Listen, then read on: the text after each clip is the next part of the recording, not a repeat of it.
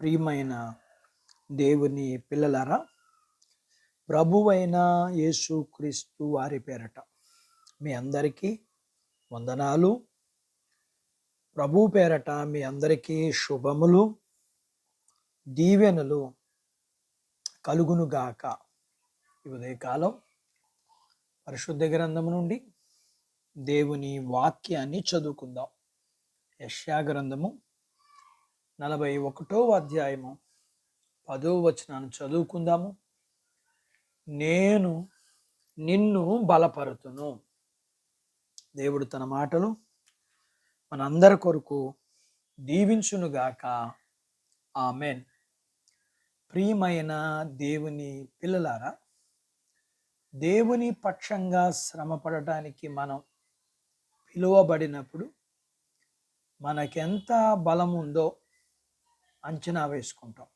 అయితే మనం అనుకున్నంత బలం మన దగ్గర లేదని తెలిసినప్పుడు, అలాగే మనకు కావలసినంత ఓపిక కూడా మన దగ్గర లేదని మనకి అర్థమయ్యింది. అయితే మన హృదయంలో నిరాశకు చోటు ఇవ్వకూడదు. దేవుని వాగ్దానం మనకున్నది. దేవుడు మనకు ఎప్పటికీ అప్పుడు మనకు అవసరమయ్యే శక్తిని ఆయన మనకిస్తారు. మన దేవుడు సర్వశక్తిమంతుడు. ఆయన శక్తిని మనలోనికి నేరుగా ప్రసారం చేయగలడు, చేస్తాడు. ఆ వాగ్దానం మనకున్నది. ఆయన మన ఆత్మలకు ఆహారం, మన హృదయాలకు ఆహారం మనకిచ్చి ఆయన మనల్ని బలపరుస్తాడు. దేవుడు మనలో ఎంత శక్తిని నింపగలడో ఎవ్వరికీ మనకు కూడా అర్థం కాదు. అయితే దేవుని శక్తి మనకు అనుగ్రహింపబడినప్పుడు మన బలహీనతలు ఆయన సేవకు అడ్డుపడకుండా పక్కకు తొలగిపోతాయి.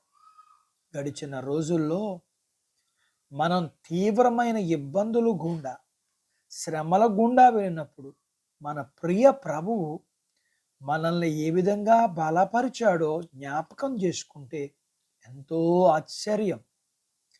మహావిపత్తు జరిగిన, సంభవించినా కూడా నెమ్మదిగా ఉండగలం. అలాగే మన ప్రియుల మరణం మనల్ని వేదనలో ముంచివేసినప్పుడు మౌనంగా భరించగలగటానికి దేవుడే సహాయం చేస్తాడు. ఇంకా మన మీద నిందలు మోపినప్పుడు మనం కదిలించబడము. వ్యాధులు కలిగినప్పుడు ఓపికతో స్వస్థత కొరకు ఎదురు చూడడానికి దేవుడే సహాయం చేస్తాడు. ఒక విషయం ఏమిటంటే, ఇలాంటి అసాధారణమైన శ్రమలో దేవుడు మనకి శక్తినివ్వడం జరుగుతుంది. మన శక్తిహీనతల కంటే ఎత్తుగా లేచి మనం వాటిని అధిగమించగలం. పిరికితనాన్ని జయిస్తాం. బుద్ధి జ్ఞాన హీన స్థితిలో దేవుడు వాటిని మనకు అనుగ్రహిస్తాడు. మాటలు రాని సమయంలో దేవుడు మనకు మాటలు అనుగ్రహిస్తాడు. మన స్వంత శక్తి మనల్ని శక్తిహీనులుగా చేసి కృంగదీసినా దేవుని వాగ్దానం మనల్ని ధైర్యవంతులుగా చేస్తుంది. దేవుని మాటలు మనల్ని బలపరుస్తాయి. అట్టి బాధ్యత దేవుడు మనకు దయచేయునుగాక. ఆమెన్. దేవుడు తన మాటలు మన కొరకు దీవించునుగాక. ఆమెన్. ప్రార్థించుకుందాం. మమ్మల్ని మిక్కిలిగా ప్రేమించిన మా ప్రియ పరలోకపు తండ్రి, మీ పరిశుద్ధ నామమును బట్టి మీకు వందనాలు. ఈ ఉదయకాలం మీ పాదాల దగ్గర మీ లేఖనాన్ని నేర్చుకుంటూ మీరు మమ్మల్ని బలపరిచే విధానము, ఏ ఏ విషయాల్లో మీరు మమ్మల్ని బలపరుస్తారో మేము నేర్చుకున్నాం. అందును బట్టి మీకు వందనాలు. మీరు మమ్మల్ని బలపరచకపోతే మేము ముందుకు కొనసాగలేం.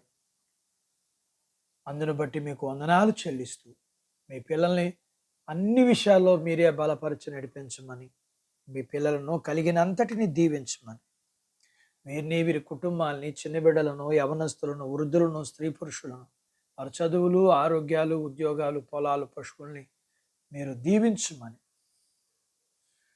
చిన్న వివాహం కాని వారికి అవడానికి, గర్భం లేని వారికి గర్భఫలం ఇమ్మని, గర్భఫలం కలిగిన వారికి సుఖ ప్రసూతి ఇమ్మని, ప్రసూతి అయిన వారికి ఆరోగ్యం ఇమ్మని, మీ పిల్లల అవసరతలన్నీ మీ కృపలో తీర్చమని యేసు ప్రభు వారి పేరట స్తుతించి ప్రార్థించి అడిగినవన్నీ పొందుకుని ఉన్నాము తండ్రి. ఆమెన్. దేవుడు మిమ్మల్ని దీవించునుగాక. ఆమెన్.